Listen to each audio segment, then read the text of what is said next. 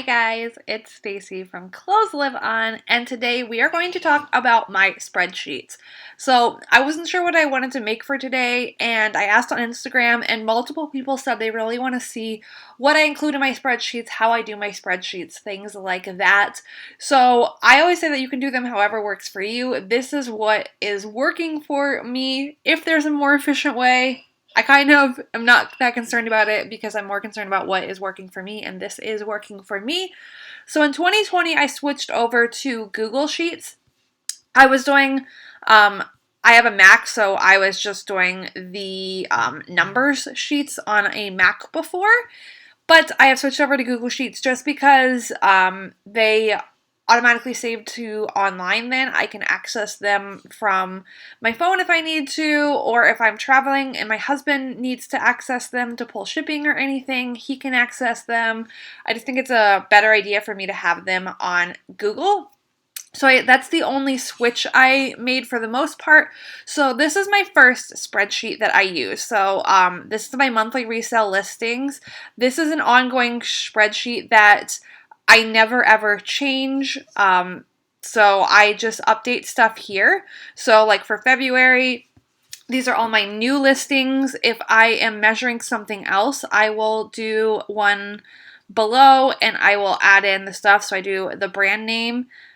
This is where I put the style, any little description I want to add, and the size. If it has a style number, I have a column for that. The condition, and if there is any flaws, I add that here. This is just stuff that I'm going to put into my listing, so I have it all in one place. Measurements, and then I do the materials. If I find the retail price, I'll put that here, what I paid, and then what I plan to list it at. I do mark the date that I listed it so that I have all that info for myself, and then update the stuff as it sells. And then I will just sort these into alphabetical order. And then when it's a new month, I will just make a new sheet for March for next month. So when I switched over, I deleted all of my sold listings from last year. So this is updated for everything that was available as of January 1st, 2020 is in here. And I will leave it this way until 2021. And then I will go back and delete all of my sold listings from them. This is just a good way for me to like look back at what has sold for this year if I want to look at my numbers anymore. So that's pretty much what that is. This stays the same, like I said. I don't change it for the new year or anything like that. Next is my inventory sheet. Now this is one that you can potentially not need if you know your inventory number when you list. I don't do that. I bulk put away all my inventory at once, so things will build up over several weeks before they get put away. So I just have a spreadsheet for that, but definitely if you do your inventory ahead of time and you can put it in your listing, then you don't need a separate spreadsheet for it. So I just have that here. I plug in the brand, a little description just so I can confirm that I'm pulling the correct thing, the size, which also helps me confirm that I'm pulling the right thing, and then I put in the month that it was listed, which helps me go back into that first spreadsheet and update any info when it sells, and then of course the inventory number. So when something sells, I will mark it sold over here, and I put it in my phone what number I need to pull, and then I just put it all at the top, and that is to update my last spreadsheet, which is probably the one that you guys are the most interested in, which is my monthly records, how I know kind of what I'm earning. But I will say that this still isn't a full scope view of my earnings. It's really my earnings specifically from the clothes that sold. So I don't have on here any markings of things like poly mailers or other business expenses outside of actual thrifting clothing and things like that. So this definitely could be a better spreadsheet, but my self-employed QuickBooks does keep track of that aspect of it for me. So I don't have that here, but it's not unaccounted for.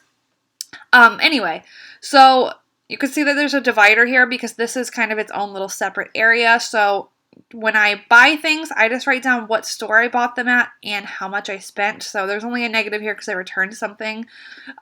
So what I spent at these stores. So I am tracking what I spend on sourcing. And then as things sell, this is the info that I collect for myself. So I collect brand name, I collect what platform it sold on, the item category, the date it sold. I do days to sell, which I just Google days calculator.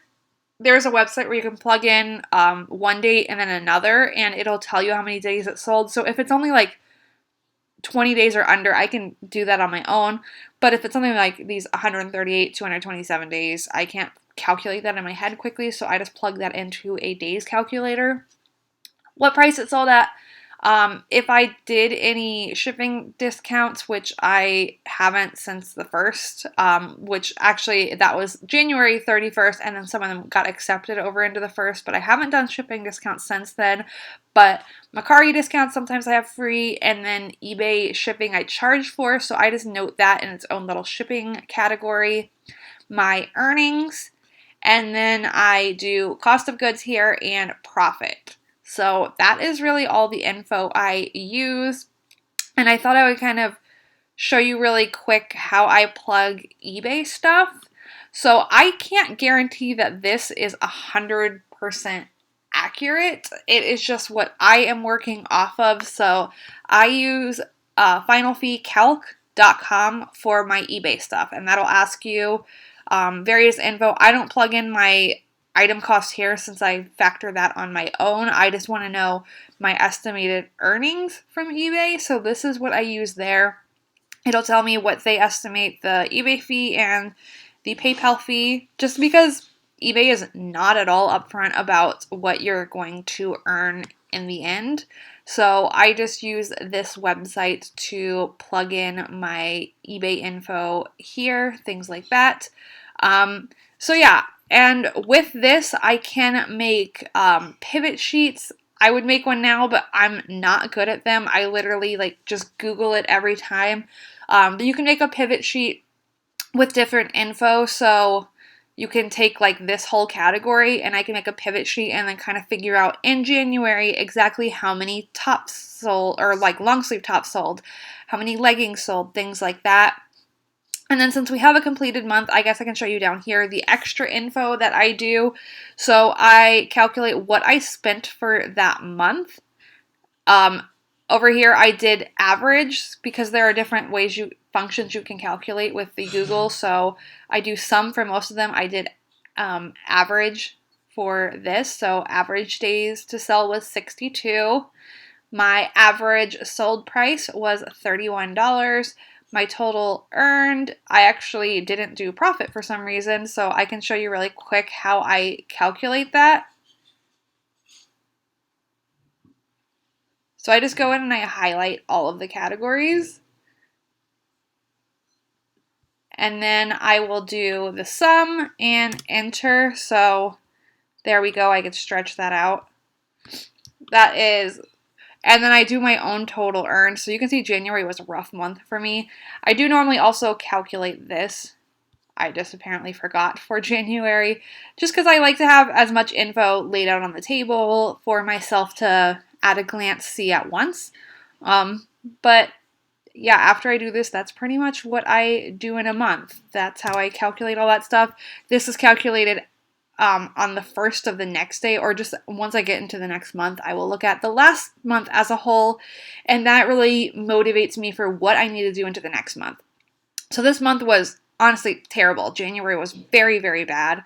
So that really told me that I spent a lot on sourcing, but also my sales could have been higher or just more of them, which is how I'm making those changes into February, and February is going a lot better so far. But I know that's what you guys wanted to see, is kind of what spreadsheet info I keep for myself. February isn't up to date yet, but I have some of it, so I hope you guys found that helpful. If you did, please give this video a thumbs up, and I will talk to you guys later. Bye!